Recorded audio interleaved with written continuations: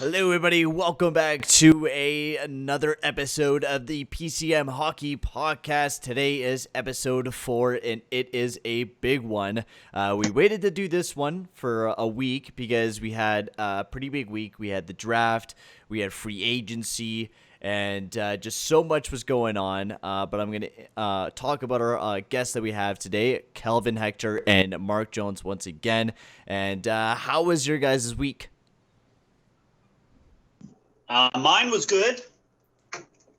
Perfect. Keeping busy on that broadcasting train. Lots of stuff going on in my week. Yeah, same here. So let's just jump right into the hockey talk, as we're going to be, first of all, talking with Calvin.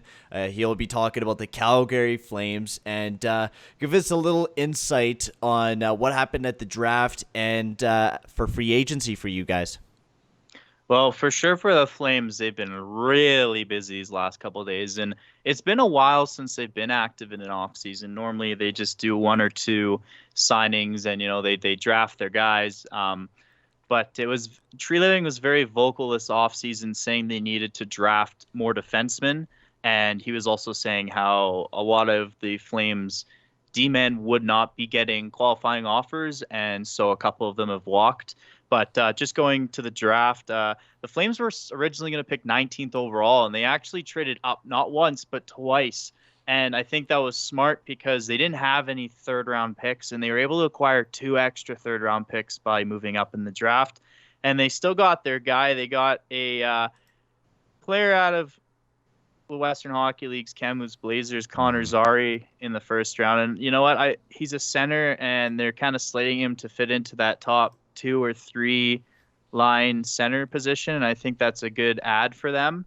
And even though Tree Living said he wanted defenseman, I knew I could kind of see where they were going, where they were going to pick this guy first, and then as the draft went on in the second and third rounds, they started picking up defensemen. So the second round, they grabbed Yan Kuznetsov. Third round, they picked up 2 defensemen. They picked up Jeremy Poirier and Jake Boltman. That's such a good move. Jeremy Poirier is going to be a steal. And they're slated, and they're not just kind of bottom of the list guys. Like, they were supposed to go in the first couple of rounds, and they kind of slipped through the cracks. And so it's good for the Flames to get on those guys. It was a surprise for me that they went with a goalie, and I think it was round 7. They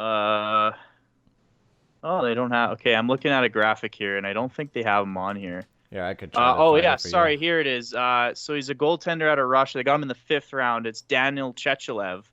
And that was a surprise to me, especially with how the free agent market is with Markstrom and all that, all the goalies that are out there. I'm surprised the Flames drafted one. But maybe that's for the future. Tree Living is looking ahead. And speaking of that, I will jump ahead to what happened in free agency for the Flames. They did end up signing Markstrom from the Vancouver Canucks to a 6-year, $6 million deal. So they're hoping he's going to be the next Kiprusoff, and I can see that happening. Maybe not right away, but the Flames have a good goaltending coaching system, and even though we've been through a carousel of goaltenders, that's just shown how the goaltending coaches of the Flames have had to kind of be on their toes as they're seeing different goaltending styles all the time. Mm-hmm. And generally speaking, even if the performance wasn't well, you could always see small improvements in the goaltending each year. So that's a big plus. I can see Markstrom just getting even better from where he is at this point. And he's 30 now, so the Flames will have him until he's about 36 years old. And hopefully these are the best 6 years of his NHL career, and he can further push the Flames. And then another big signing, which wasn't till later in the day because the big splash was getting Markstrom for the Flames, but they did go and sign Chris Tanev from the Canucks as well to add to their D-line, because also in the news, defenseman TJ Brodie went to the Toronto Maple Leafs.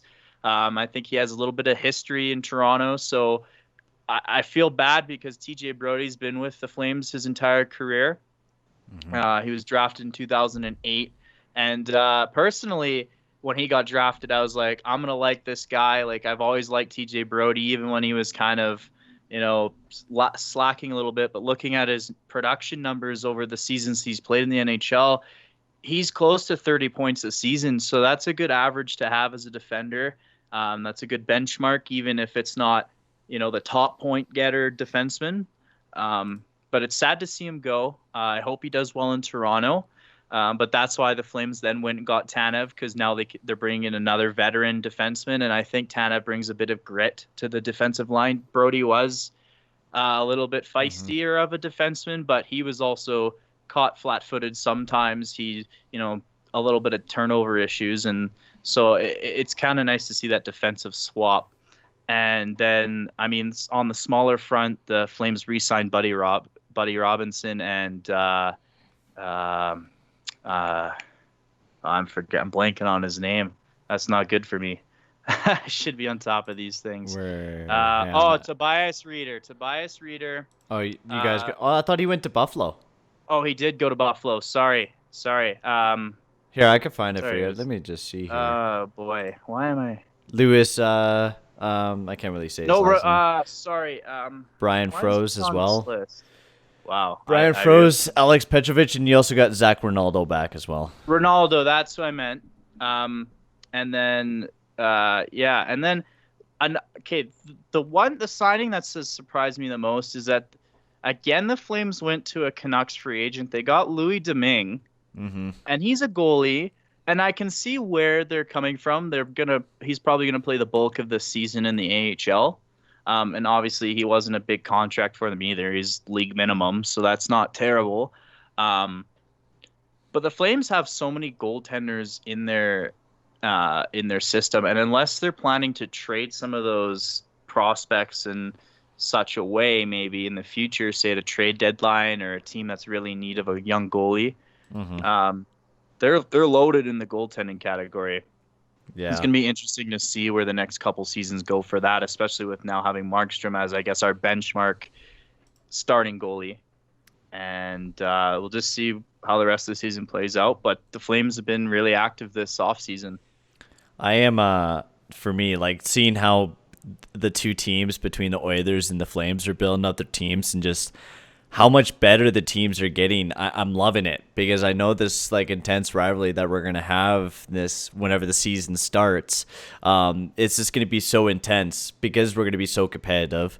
So I guess we'll jump to my team, the Edmonton Oilers.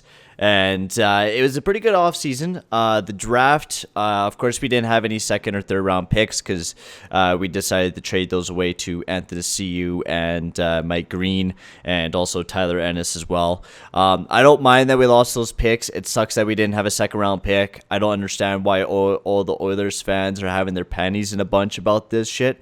But for me, as an Oilers fan, we picked up Anthony Ciu before the COVID time.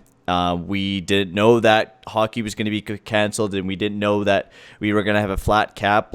At trade deadline, it was talking about how the cap's going to increase so much, and Anthony Ciu was a good bet, and we just couldn't get him back on the team because he was $3 million, which I will kind of get more into later on. But we got our first overall selection, Dylan Holloway. A lot of people didn't like this pick because they thought we should have gone after a offensively gifted player, but Seth Jarvis, who the Oilers were rumored to go after, got picked ahead of time. So we went with the NCAA player, Dylan Holloway. Just a phenomenal 2A guy. I think he's going to be a key part to the Oilers' future with this team, and I'm really excited to see how Dylan Holloway develops in our system, especially since we needed forwards. The same thing the Calgary Flames did with picking up D-men. We needed forwards, and I think we were actually, this is the first time since the 80s one team has drafted all forwards in the draft. We drafted all forwards, no goalies, no D-men, just all forwards. Also, we picked up Matthew Savoy's older brother, and Carter Savoy, who in the AJHL put up 50 goals in 50 games, which is just absolute crazy. So we're hoping that he develops. I was watching some footage of Savoy too. Needs to work on his skating a bit, but oh my god, the kid has an absolute beast of a release. And then Tyler Toulouse, which I was very happy to get as well. And then we got some depth people that look very good as well. So our prospect system for our forward core is getting loaded up. But then in free agency, this is where the party actually kind of started. For me as an Oilers fan, I usually don't get excited because usually when I remind myself of free agency day, I remind myself of Milan Lucic and kind of the bad days of Oilers signing Eric Bielanger and Zach Eager and all these big tough guys on the team when we were losing in the losing days.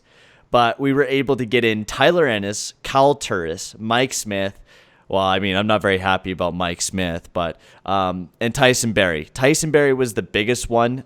Tyson Barrie was rumored that other teams were offering him $6 million for a good 2 to 3 years, and we got him at $3.75 million for a year.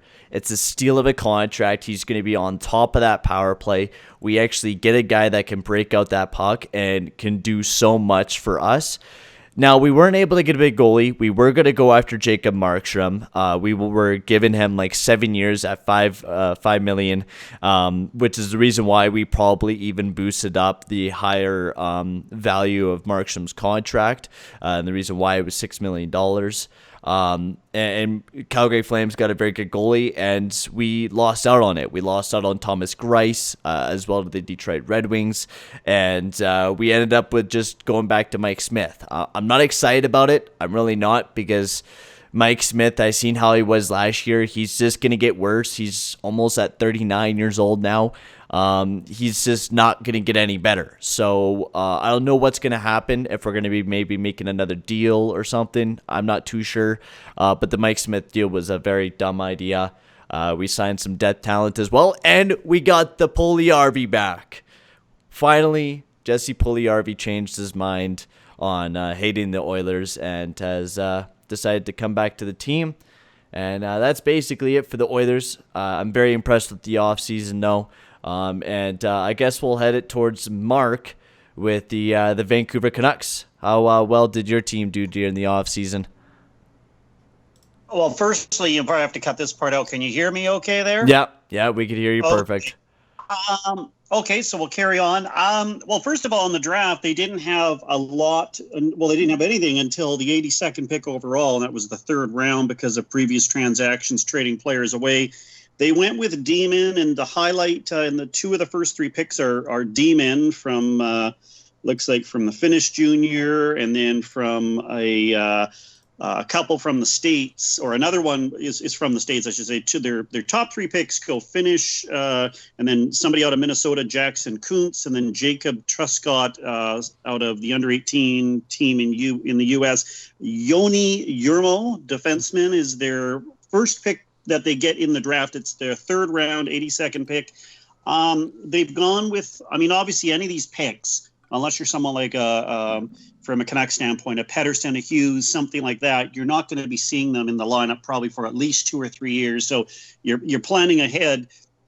I don't know enough about these guys, but I mean, I'm doing some quick look at some of the numbers, size. They're all 6'1" isn't necessarily that big. But one guy, I think it's Jurmo, is 6'4" in defense. It's often been said, the team is too small. So, these things go in trends. So from the standpoint of drafting, I don't think they're bad picks. It's always, you have to wait and see how it's all going to, come together. As far as moving into the free agency, so not surprised. Let's look at sort of the subtractions. Not surprised that we lost Markstrom. I was prepared for that. And, good luck to him. I know Calgary fans, such as Calvin, aren't going to want to hear this, but I think Markstrom, and this is truly being objective here as much as I can. I think Markstrom is still going to be a great goaltender, but his history of injuries is, I think, a negative. If you look back at the, throughout the tail end until we had the pause with COVID, and then in the playoffs, he was needed a few times there, and he was out of commission now twice this year. So I don't know if he can somehow right that, but that's a liability in my opinion. And I think there were a combination of things where I had already expected he was going to be gone because of based on numbers he was going to want. And I mean, he's closing in now. I mean, he's, I think, a 1990, so he's 30 years this year. In reality, goaltenders get maybe 2 or 3 years more out of their career. I mean, it can go longer, but I know there's some we've talked about. I'm not disappointed in that move because we added Holtby, who I didn't even think was on the radar. I didn't know who we were going to get if we lost Markstrom. They obviously, I think the Holtby thing came first, and then they, because they pretty much deduced that Markstrom was going to be gone. So from the standpoint, you've got a Stanley Cup winner 2 years removed, and you've got a young kid in our, main goaltending tandem now, and I think that's a good combination. As far as other subtractions, really, because that's what it's mainly been so far, other than adding Holtby, unless I'm missing something off the top of my head that I don't recall.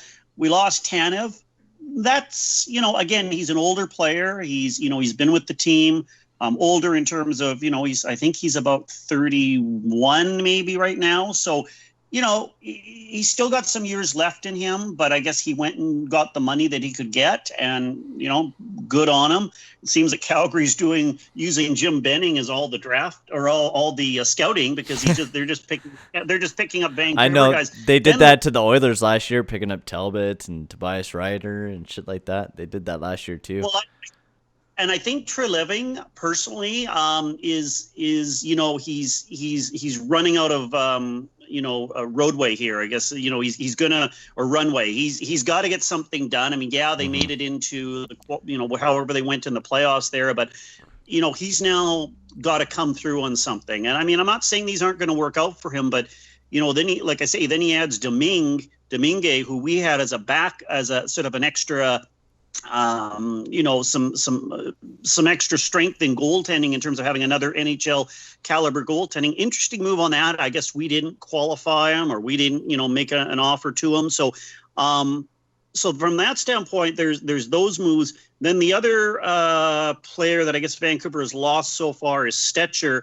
That one, again, that one hurts a little bit because I kind of thought they weren't going to qualify him, but I guess once you've done that, then, if another team's going to come up with the money, as Detroit did, then, good on him. Mm-hmm. I think personally, and this is not wishing him any ill, some of his success came being a hometown boy. I think the energy that comes off that, and we've seen it before where there's just sometimes the right mix. I mean, not being so much a hometown boy, but I think right away of Anson Carter a number of years back. Wasn't a hometown boy, former Oiler, did very well playing with the Sedins in their formative years, and then he just thought, he was the third twin, the triplet, and he left, and he never had the same success. I just don't know that some of what's gone on in Vancouver in terms of certain success for players is going to continue in other cities. I think Markstrom will be good, and good luck to him. Tanev will contribute. Stetcher will probably help, a really, really rebuilding team in Detroit. But, I don't know. My main concern right now, the weakness that Vancouver has is it's going to be a big blow. The biggest blow of anything right now out of all these is maybe Stetcher a little bit, or Tanev. And also if we lose Toffoli, because we gave up significant assets. And obviously there's a lot that's happened since that trade was made, but them's the breaks, and that's going to be interesting to see what else comes together. I do give credit to Benning, and I overall have given credit to Benning. There's people that criticize him too much, and I give him credit because in years past, somebody else said this on Twitter, I think today, you would have seen him throwing money at Markstrom, throwing money at Tanev, and then get saddled by the contracts. And the teams all have to start planning now for Seattle coming in, and who you're going to protect and who you're not going to. And that's part of the moves is why they didn't keep Markstrom, because then I think they would have had to choose Markstrom or Demko to protect. Mm-hmm. And you want to protect Demko, and if you give a no movement clause or what have you to Markstrom, then what do you do? That's what Markstrom wanted too. He wanted a no movement clause, so you guys would have been stuck with him. It wasn't going to work. It wasn't going to work, and I wish him all the best. I mean, he did give a lot of good to Vancouver, but like I say, there were times where I said, okay, he has a propensity to be injured, it just seemed. And, maybe that's just because of the way he plays. He's an active goaltender, but, even if you look back, Luongo in Vancouver did not have the same track record, and he was at about the same age range in his height, in his peak, 31, 32. Markstrom's in that same demographic. So it'll be interesting to see how he does in Calgary. I wish him the best. So, yeah, Oh, go ahead, Calvin. Oh, well, I was just going to add to saying, like, you're right, Mark, and that's one worry of Flames fans is we're signing Markstrom this big contract, but hopefully he stays healthy the entirety of it. And that's, I think, solely going to rely on how much we play him. And we still got David Riddick signed, so he's probably going to now be the number 2. I don't think we're going to have the 1A, 1B situation anymore, unless Markstrom is really slow starting the next season and then maybe Riddick takes over the net. But I don't see that happening. But I wasn't shocked to see a lot of these off-season moves in free agency not being for very long. Like, I think Markstrom's one of the longer-term deals, especially with the COVID affecting the salary cap of teams. A lot of these players are only going for about 2 to 3 years. Most of the contracts, there's the odd 4-year one in there, and nobody's been given the league maximum yet. Like, everyone's signing for, most players are signing in that $5 million range, it looks like. Yeah. What is the league max? It's like 8.75 a year, I think, or is it 13 now? Something like that. Yeah, I think it's about 13. I think it's like 13.125 or something like that. Yeah, and I don't think anyone's going to get close to a league maximum deal this year, especially with teams being really strapped on the salary cap. So, like, the remaining... well, you're not going to see any... You're not going to see any like big contract what you seen last year with Panarin and Bobrovsky. Yeah, and even like Pietrangelo still being out there and Hall still being out there. I see Pietrangelo. The news of the day today was that he went to Las Vegas to go have a meeting with them. Yeah, but I don't know if that's going to happen though. Vegas has what is it like $1 million? They would have to clear out some major cap. Nate Schmidt, I've been hearing rumors about those, so who knows with that. They would definitely, to sign Pietrangelo, have to do something with their back end or maybe get rid of some bottom line forwards, try and free up some cap space.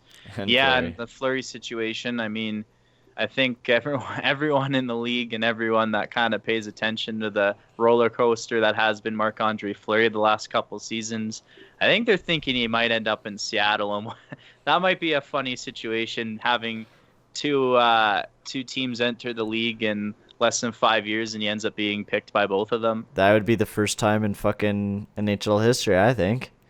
I don't think that's ever happened.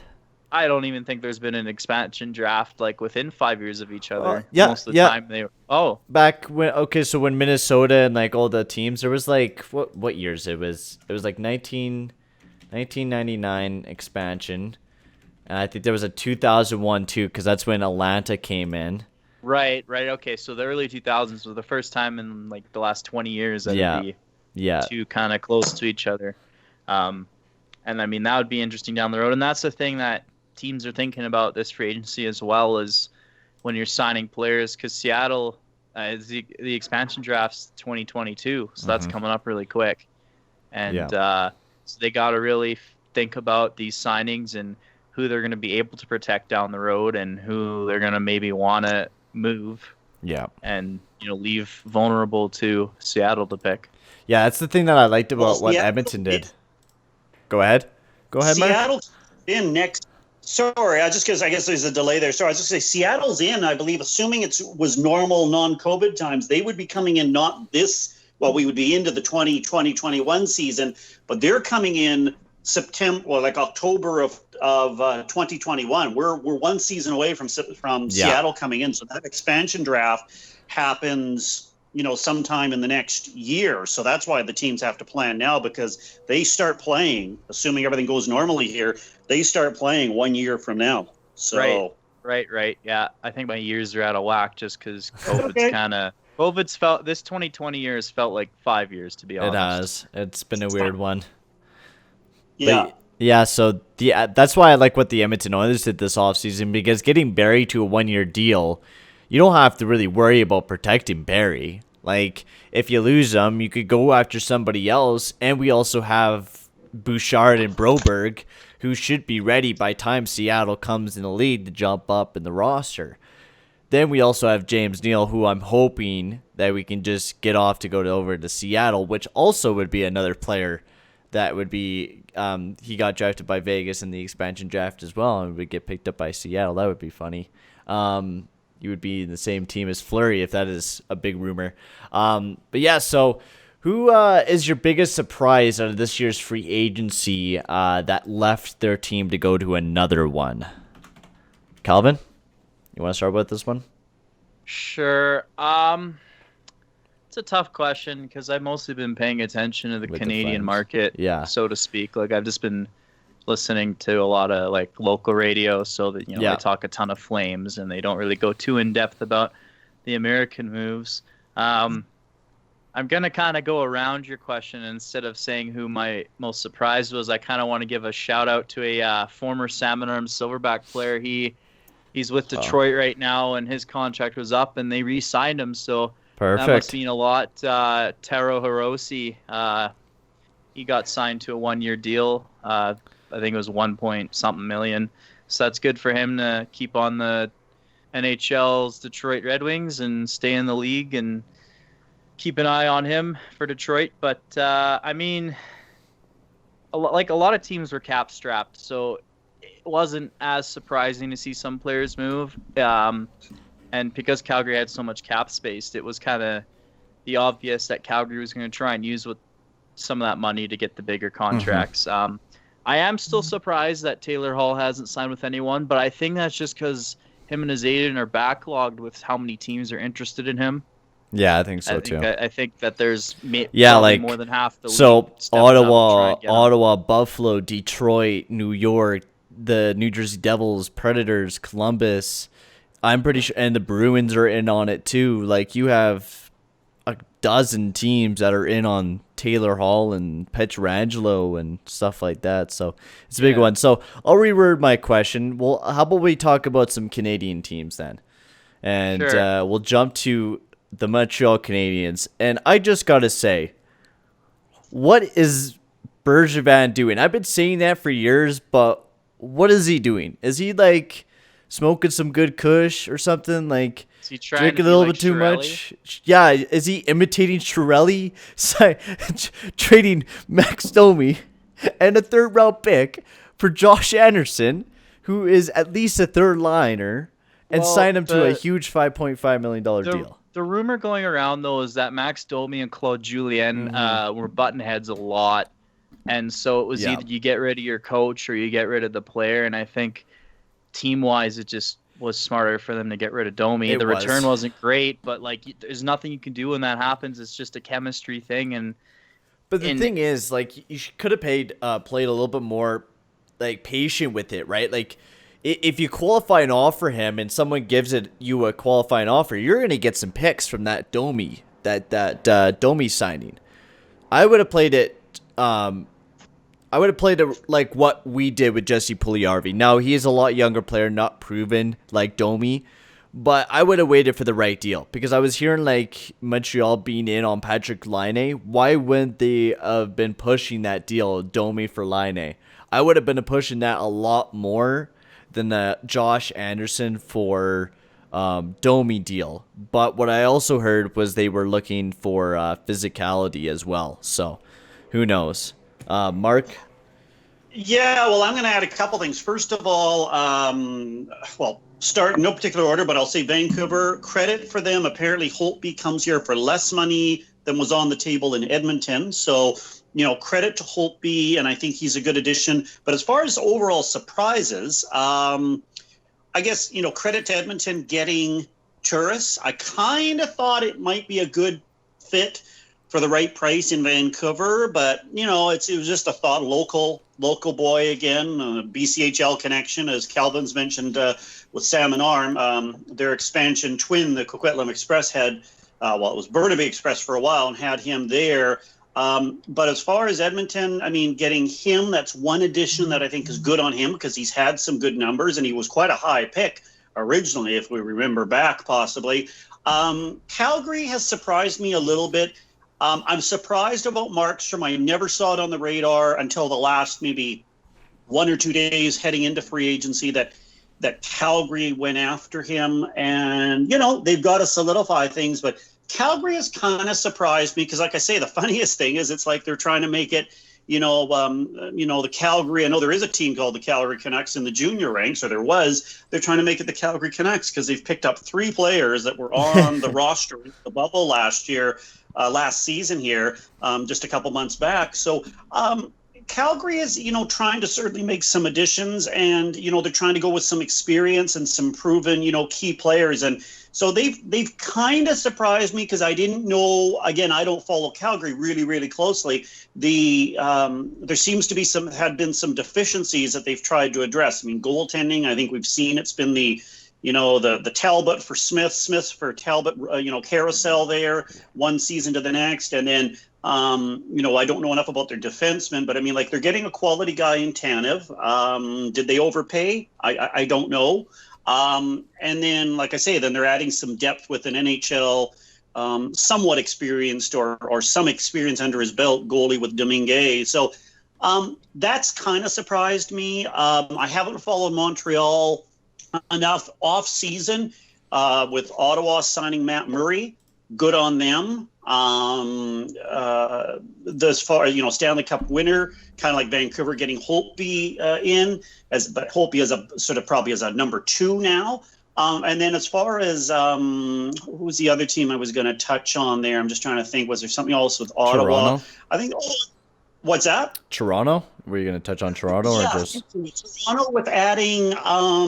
Who did they just add? Simmons, which I didn't realize he was from Toronto. I did not, or from Ontario. Anyways, they've made some interesting moves, and I guess I'm a little bit. The only other thing I could say so far, Vancouver's only addition has been, it's been all subtraction, like you say. I mean, 3 guys, Domingue to a lesser degree, but 3 guys off their roster, or 4 guys, Stetcher, Domingue, Markstrom, and Tanev are all gone.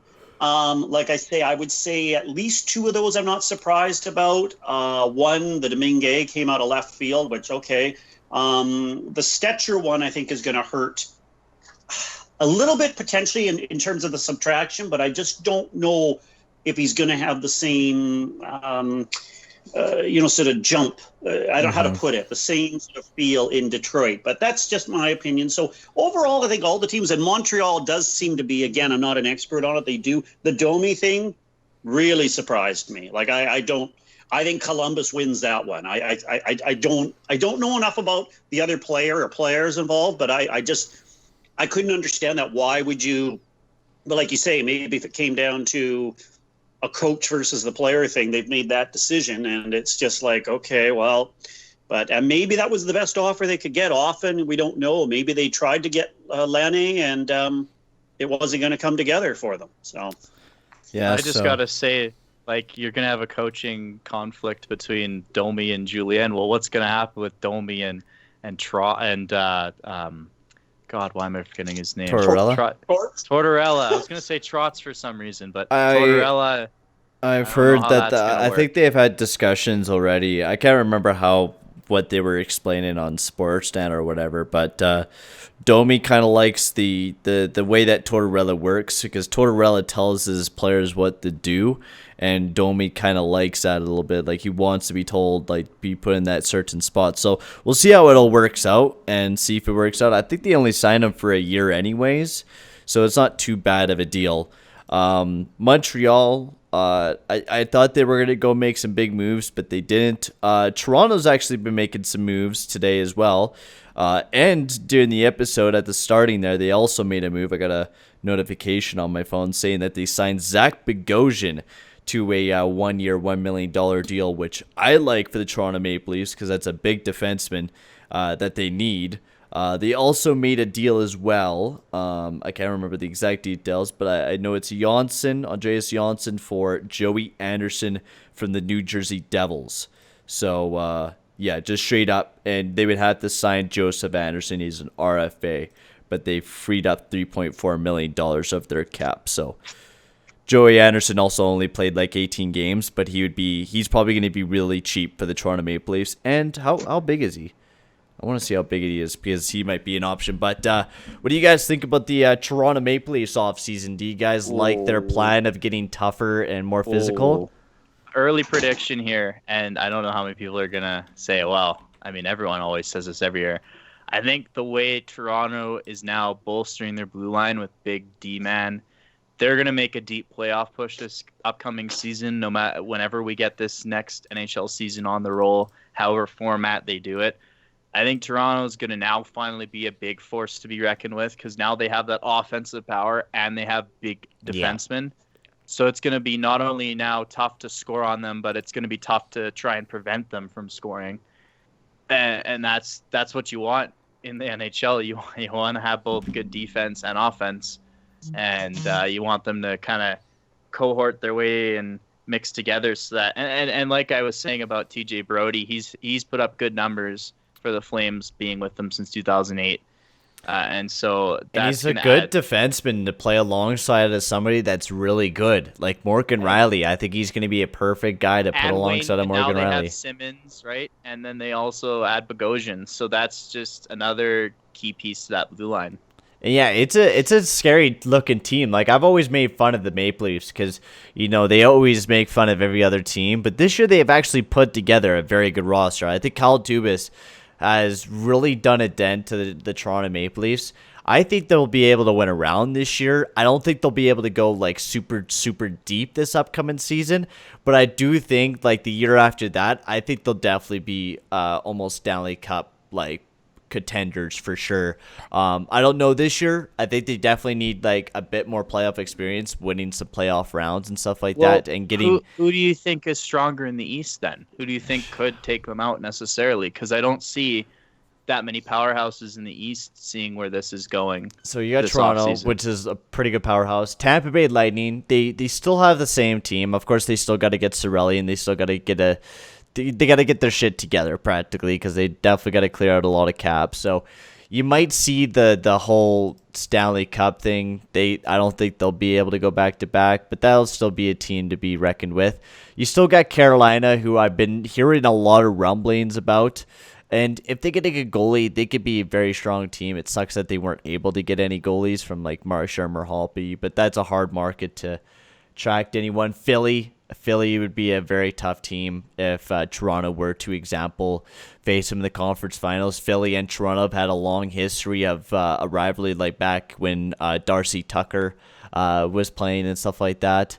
New York's still a scary team. I know they haven't really done very much this offseason, which is weird. It's fucking Lou. They're probably going to lose Matt Barzal too. And if Boston picks up Taylor Hall, I'm sorry, I think I would still pick the Boston Bruins.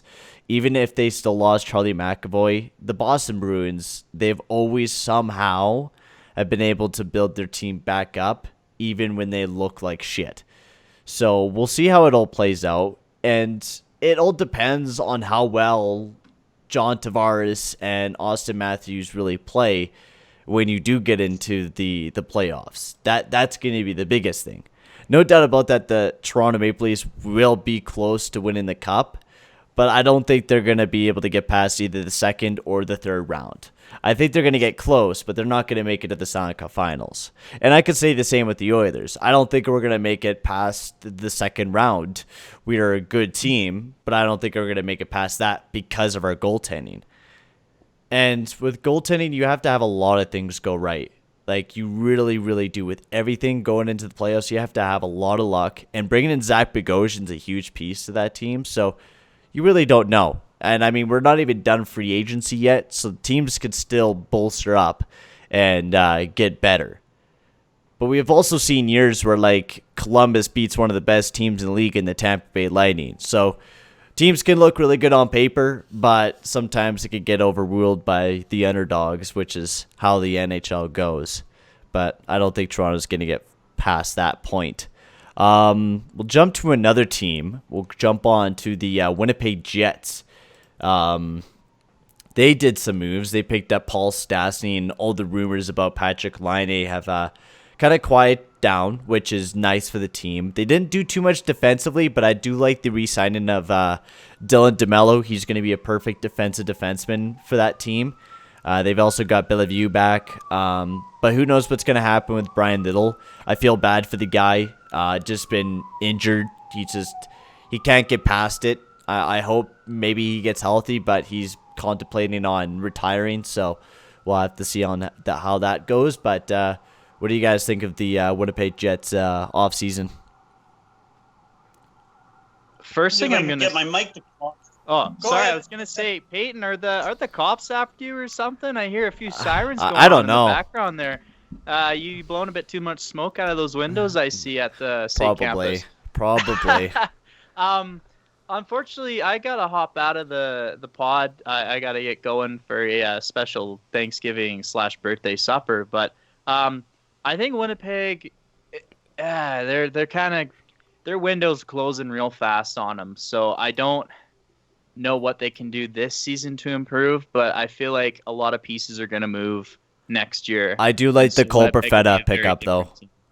Them getting Cole Perfetta at the draft is a real big piece. I think Winnipeg is going to be like one of those tweener teams for a couple years.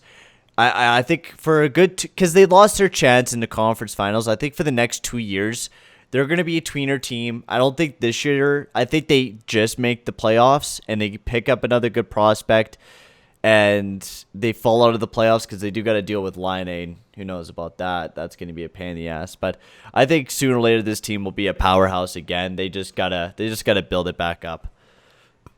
But Line's a hard contract to trade, and that's what I'm going to leave on. But right. I hope you guys have a good Thanksgiving, and same to the listeners. Have a good Thanksgiving, all. You too as well, bud. All the best. Happy birthday, Calvin, whenever that is, and happy Thanksgiving. Happy Thanksgiving. See you later, bud. See ya. All right, so Mark, how did you think of the Winnipeg Jets' offseason? Again, I'm not, full disclosure, I'm not, really sort of detailed down on them. I mean, I thought it was an interesting move to get Stastny back there. Yeah, they haven't done very much but for that, so.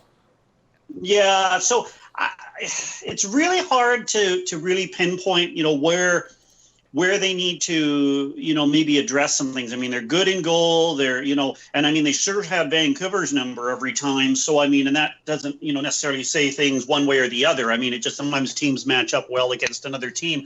Winnipeg overall, I mean, I think the little bit of the honeymoon, I guess they've been back in Winnipeg now for 8 or 9 years. And I mean, they've had relatively good success over the last number of years since they got Maurice in there as a coach, for the last number of years.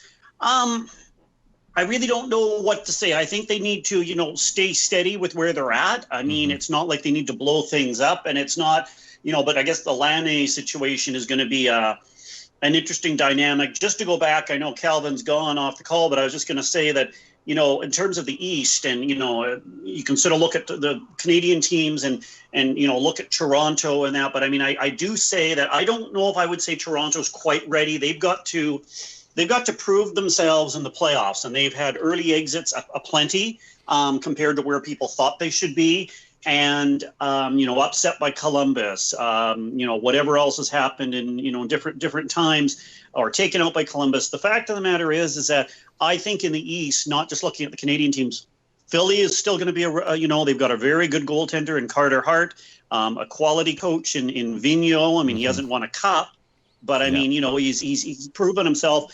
And I mean, there's still a lot of teams. I mean, Washington now with Laviolette, I don't know what he'll change in the system, but that was a good move because you bring in someone. I never understood the move bringing in when Trotz left there, and they moved up the assistant coach. I just didn't see that being the right fit there. I just didn't, and they've obviously changed that up. And I mean, the Islanders, speaking of Trotz, they've still got a very good team there, the Islanders. So. It comes down to what they made it to the conference final. I guess the Islanders did. So I mean, there's a lot of strength in the East there, and I think Toronto has certainly got the talent, but it just shows. They went and signed Tavares, and what has that done in terms of if you compare the two clubs, Islanders, his old club versus the Leafs? The Islanders have done more since Tavares has left than the Leafs have done since Tavares joined them. So I know he's only one player, but I'm just saying, one player does not make a team necessarily, unless maybe you're Gretzky in his heyday or whatever. But the fact of the matter is that I think there's a lot of strength in the East, and I think we're still very early, because the other issue that's going to come up is what is an NHL season going to be like? We know how it worked in the bubble, but that was playoffs. It's going to be way different. how's it going to work? Are there even going to be fans allowed in the building? You know, is it going to be like at 50%? You know, like, I don't know. So there's a lot of things, because that whole bubble thing, mentally, I'm sure it wore on a lot of the players, and that's come out. And I figured that was the case, and it's come out that was true. I mean, it's a very different thing than going home to, you know, your significant other and your kids in the evening, or on a road trip, and you come home and you see them. You're in a bubble for, you know, months if you run the gauntlet and go all the way to the cup final, right? So, yeah. Well, all right. So we're gonna probably end the episode here, but we'll get our final thoughts in. So, Mark, any final thoughts on this episode, or not episode, this off season? I just think, you know, like I say, I mean, I think there's from a Vancouver standpoint, because obviously that's where I'm, you know, very, you know, in-depth knowledge on. I don't think there's a panic button yet. I think my only concern out of everything and how it's developed, nothing has really shocked me really well, other than, I mean, I knew we'd lose Markstrom. I don't want to regurgitate what I already touched on. I think a big plus overall, take away the negatives, brought in Holtby. Good on him. He seems like he wanted to be here, and you know, that's a plus. I think a big wild card is going to be here, getting Toffoli re-signed. And I don't know enough about the numbers, where they're at, but it's going to hurt, because you lose these other players, but you didn't just go get them added in and give up asset. That's going to hurt if you lose him. And I mean, I have faith in Jim Benning and the management at this point. That's really my only thoughts. Calgary, like I've already covered off. I think both the other Western teams, in terms of Alberta, BC, Calgary, Edmonton, have made some interesting moves. We'll see how that goes. And, you know, it's still, I don't know, what are they talking about the start of the regular season? December, January? I think it's still January. A couple months away. Yeah, so we're still a couple months away, so a lot could still happen in terms of trades and things like that. Yeah, so... yeah, good one. Yeah, it's going to be a weird off season. It's going to be weird next season. I'm excited for all of it. I'm really excited to start watching hockey again, even though we just started the off season. But with the moves the Oilers made, I'm really excited to just sit back and relax and watch some Oilers hockey again, even though we're going to have to wait a little bit. But yeah, thank you guys for listening, tuning in, stuff like that. We're going to end the episode here. Make sure to tune in. We'll probably do another episode next week if there's a ton of rumors. If not, we'll probably push it back another weekend. But thank you very much for listening, and we'll see you guys all later. Adios, amigos.